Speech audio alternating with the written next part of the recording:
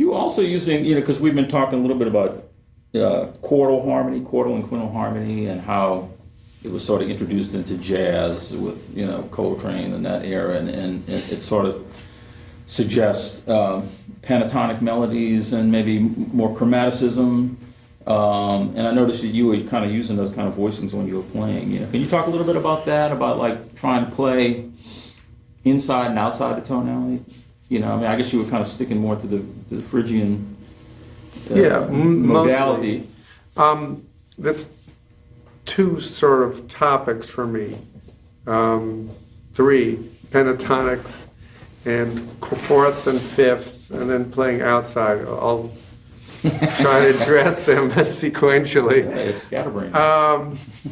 First of all, again, traditional harmony deals with chords in thirds, basically stacks of thirds. You have the triads,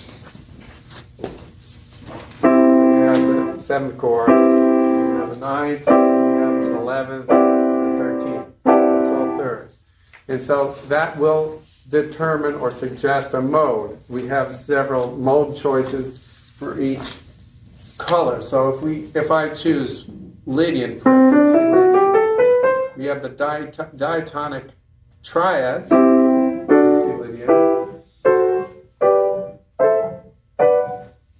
and we also have the diatonic sevenths.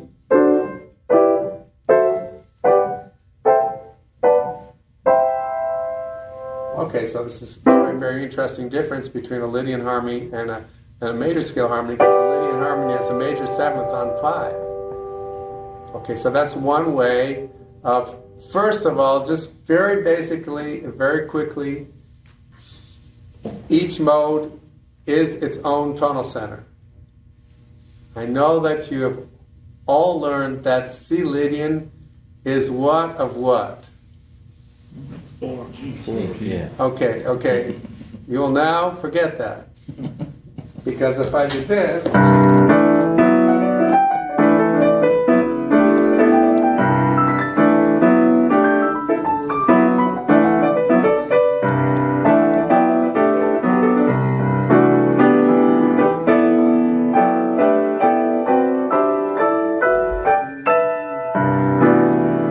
my question is simple. Where's G major?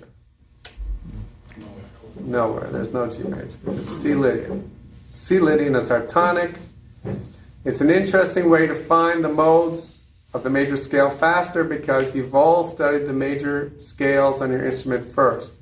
But that's about as far as I consider this theory of modes to be useful. It's just it goes off the cliff there. Miles Davis, with a lot of help from Bill Evans, who had some help from George Russell, wrote the piece, So What? In 1958. You've all heard it. I won't play it. There's two tonalities there. There's D Dorian and E flat Dorian. There is not even a whiff of C major or D flat major there. So, with that in mind, we have each mode determines its own tonality. Chinese people use pentatonic scales as their tonality. Most Asiatic cultures, and you can build chords out of this.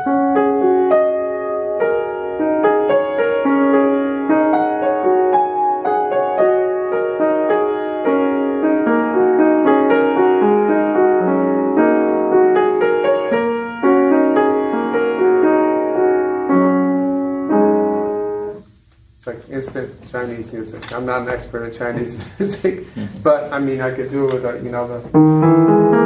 Japanese might use this pentatonic.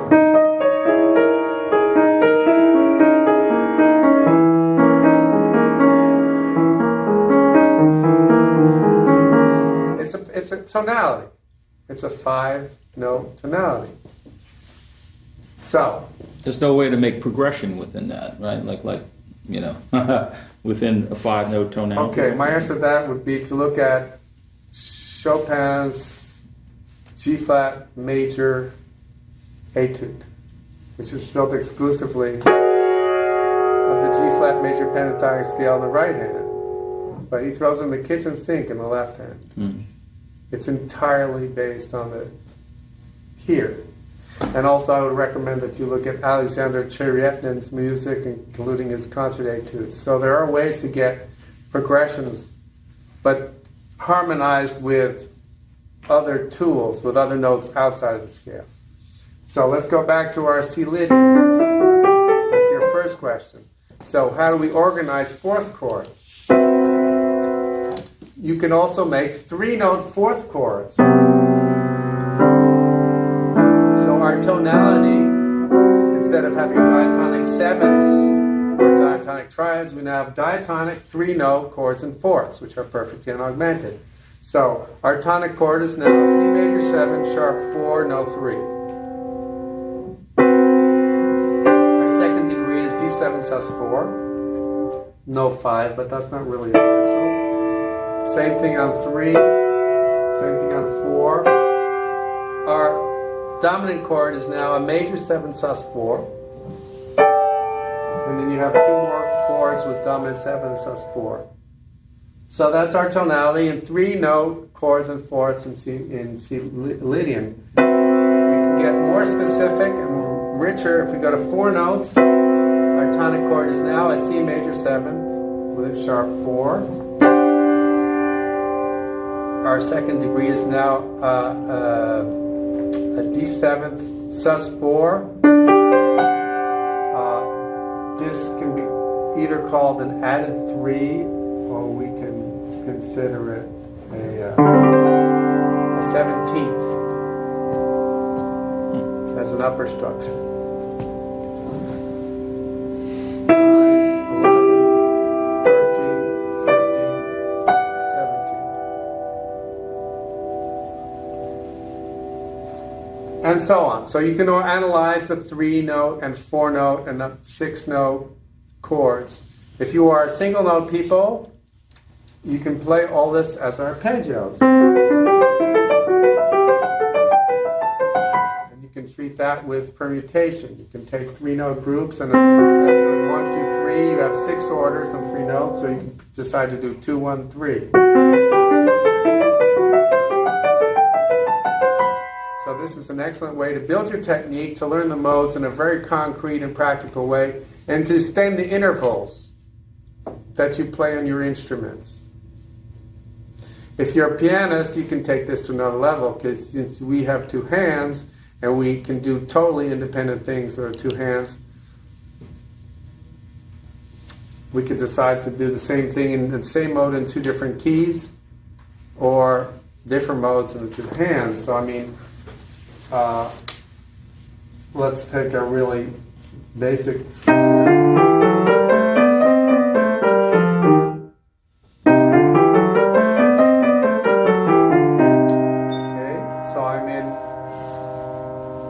Flat Lydian here, and I'm in C Lydian. So I can treat this contrapuntally. I can do a free improvisation with these 2 modes.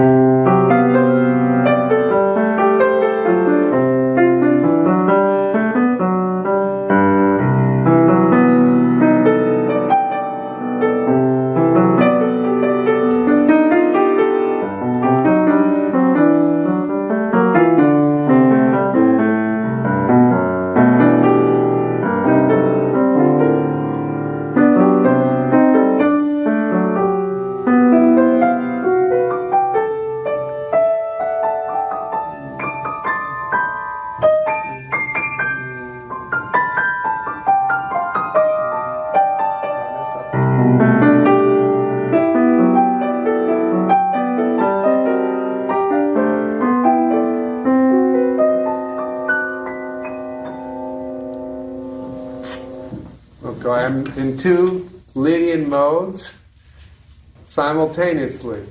That's a very systematic application. If I'm playing in a freer context, I can think about this. I think last year I played a that's called polytonal or polymodal counterpoint. It's called polytonal counterpoint. So you can do the same thing in fifths. I like to take what I call stacks of fifths. So let's go back to our C Lydian context. And you can do different types of chords. that's a modal chord in fifths. C, G, D, E, B, F sharp. And to find C major 7th and the 9th and a sharp 11th. So one very basic tool, we can now combine the modal idea and the intervallic idea with the cyclofifths. So you can learn these voicings quickly and in an efficient manner. So you could take this, I like this chord, so let's play through cyclofifths.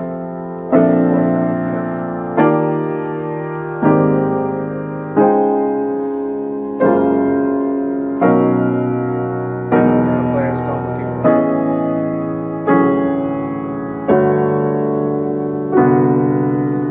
piano players arpeggiate both of them at the same time.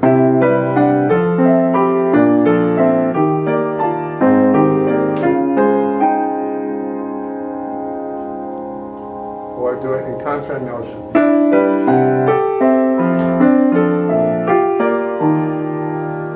Okay, so I like these ideas. I can also build a minor 7th with, for instance, let's stay in the same mode. When I get to a third, I have to just stack two perfect fifths, a minor 2nd, a perfect 5th, and a perfect 5th. I do it on the 3rd degree of C Lydian. That makes E minor 7th, 11th, and the 9th.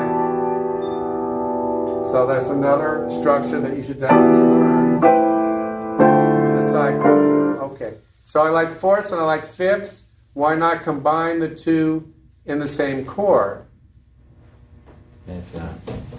And it becomes what I call a hybrid voicing. A hybrid voicing is no longer based exclusively on one interval. It can be based on fourths and fifths. And anyway, if you invert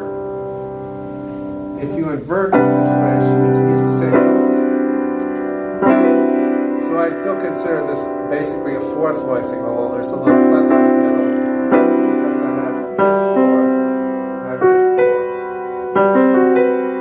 this fourth. So I just changed the order here. But okay, so let's have fifths here and fourths here. So I'm going to go up the scale with two perfect fifths and the fourths, three fourths.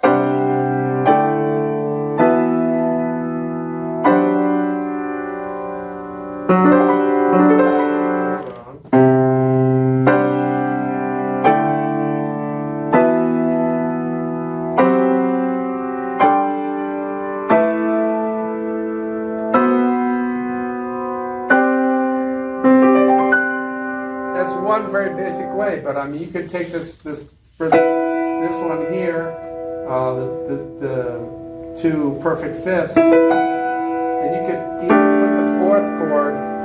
You could superimpose them.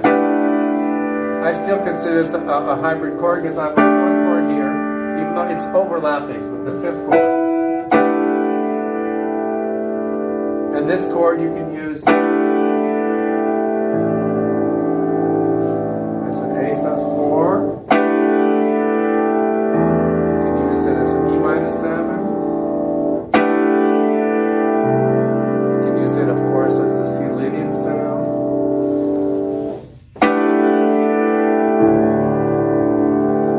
D7 sus 4 with the 17th. In other words, when you get in the mode, when you start really opening up your study and your real knowledge, because it's okay to say, okay, I know I can play all the Lydian scales, but I just gave you a sequence which is going to be a lot of months of study. You can do all the Lydian scales, first as diatonic triads, in root position, and then in first inversion.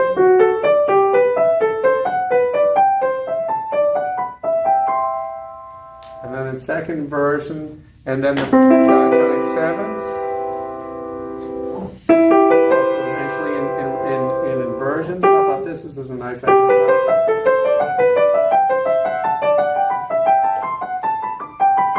It's diatonic sevenths. and C Lydian and second inversion. And then all the different types of chords. It doesn't matter if you're single note people. If you are a single note person, you should be able to play then the three-note fourth chords.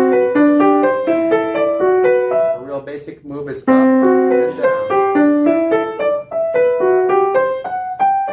Let's try to do a real fingering. A real piano fingering. Work out the legato fingering. It's going to put your fingers, and then of course, four notes, it becomes a stretching exercise, at least on the piano. I don't know, but is this hard on the guitar, Steve?